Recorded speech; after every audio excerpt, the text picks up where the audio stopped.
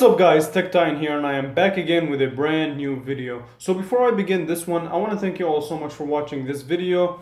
If you've watched previous videos, I also want to thank you. Also, if you haven't subscribed, please consider doing so. I greatly appreciate it. So we recently hit 5,000 subscribers, and that's really an incredible achievement for this channel. So yeah, hopefully 10,000 will come before the end of the year. But yeah, let's just go ahead and jump into today's video. So this is actually a video that I've been waiting to make for quite some time. If you look at my channel, you will see that my most popular video is the Samsung Galaxy J7 from last year. Now, this year we do have the 2018 Samsung Galaxy J7, and this year's theme, I guess, is called J7 Refined.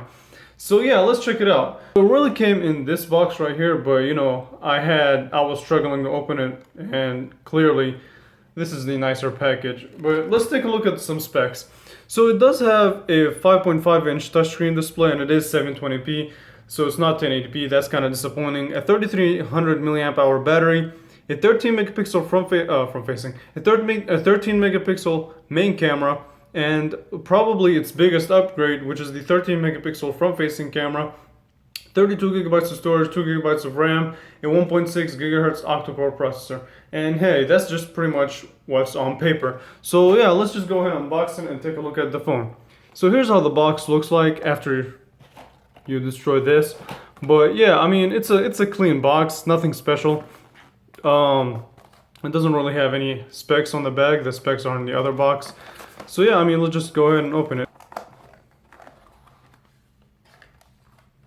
Alright, so now that the box is open, here's the phone. So it comes in this gold color. Now, I'm not sure if there's going to be any more color combinations. If there is, I will definitely take a look at them. So let's put it out to the side and see what else we get.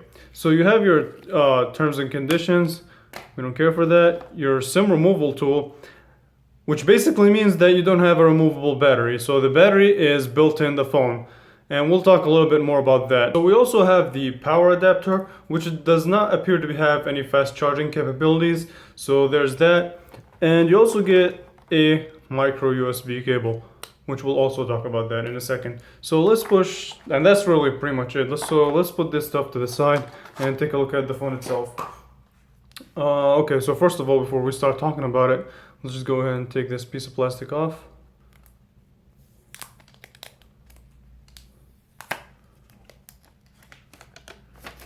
So design. It's entirely made out of plastic, and that's expected for a budget phone.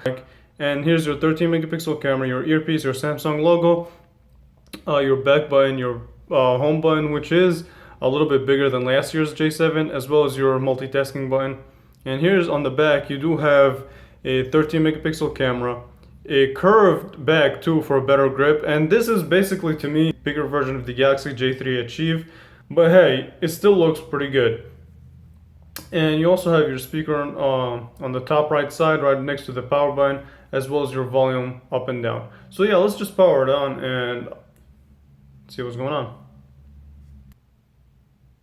Okay, let me just go ahead and go through the setup process. Okay, so as I was setting it up, I stumbled upon this right here. So in the Protect Your Phone tab, when you set up a phone, it does give you an option to set up a face recognition. So it does support face recognition, even though Android did support it for years, but they didn't really, I don't know, they didn't really encourage using it. But hey, it's telling you to set up a face recognition.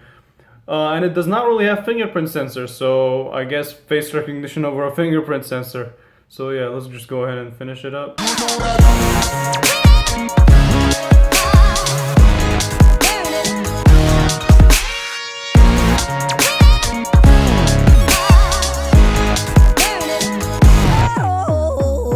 Okay, so here's the thing.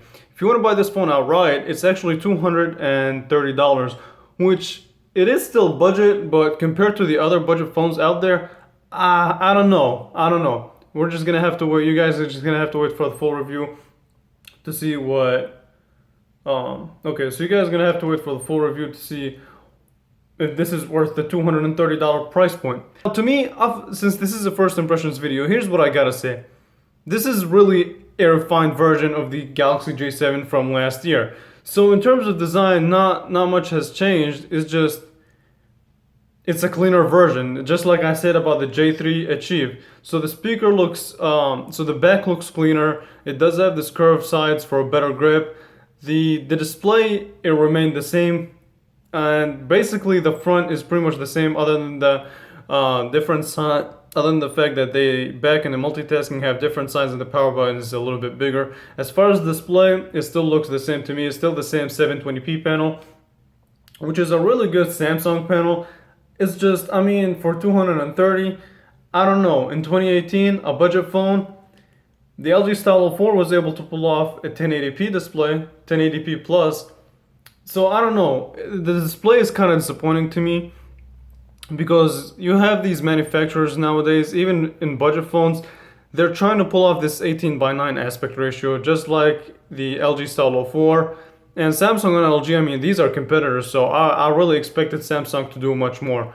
But like I said, I mean, I'm not just gonna judge it by just the impressions. The full review maybe will change my mind. And I forgot to say that this still retains the 3.5mm headphone jack, so that's thumbs up for Samsung. But a micro USB is unacceptable in 2018. Hey, LG was able to pull off USB-C for some time now, and a lot of other budget phones are using USB-C, so I think it's time to move on. I don't know why they still have the micro USB connector, but it is what it is at the end of the day. So really, to me, as of first impressions, the biggest upgrade that I see is the front-facing 13 megapixel camera. In terms of speed, I mean, it should be responsive. So the opening up the phone app, it's kind of fast. So the contacts, really snappy at opening them. Wow. Okay, so actually it is really fast at opening and closing apps. That's kind of impressive. So it is noticeably faster than the Galaxy J7 from last year. At least I think so. Yeah, I mean, I can definitely notice a really fast animation speeds, as well as fast opening and closing apps. So the camera. Let's see. I want someone to take a picture of later. Hold on. So it does support Bixby, which, hey, if you like it, you do. If you don't, then you don't. It's just a matter of opinion. I'm not really a big fan of Bixby. So let's take a picture of the box. See what the camera quality, has it improved or not. So let's focus. Okay, 3, 2, 1. Okay, really fast at taking pictures, so that's impressive. And picture quality off what I see from the display, no. So picture quality off of what I see from the display is pretty decent. The blue does show up a lot, so that's pretty good.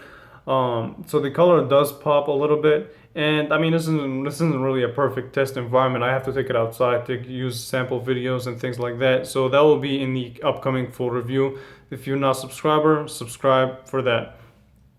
Okay, so what else? So one other thing that I always like to do in my impressions video is test out the speakers. So let's see. So I don't know, and you do also get Duo already pre-installed, which is pretty cool for the people that use it. So let's open up YouTube, and I'm really impressed at how fast opening and closing daily apps is. So let's see, MKBHD. I mean, okay. In terms of speed, I'm gonna say it off of first impressions, I think it's faster than the LG Stylo 4. So volume is already all the way up. The speaker, like I said, is on the top right hand side with the power button. So 3, 2, 1. Hey, what is up guys, MKBHD here, and this is the red OnePlus 6. So it's the OnePlus 6, it's everything you already know and love about it, we've already reviewed it, but the back is now this bright, vibrant, deep, Okay, so sound quality. So volume, in terms of volume, it's pretty loud, and it's definitely better than the Galaxy J7 from last year. In terms of video quality, it's also good, but like I said, it's only a 720p display, not really the best experience. At least not as good as the LG Stylo 4, but the LG Stylo 4 does have a bad speaker in my opinion. So let me just go ahead and put this phone down and tell you guys what I think. So bottom line, to me, off of first impressions, so I definitely think that this phone is a refined version of the Galaxy J7, no pun intended. Design, it's a cleaner look, still retains similar not a lot of upgrade in terms of features other than the front-facing 13 megapixel camera. It's definitely faster. Camera quality, I can't tell if it's better or not. I just have to do more testing on that.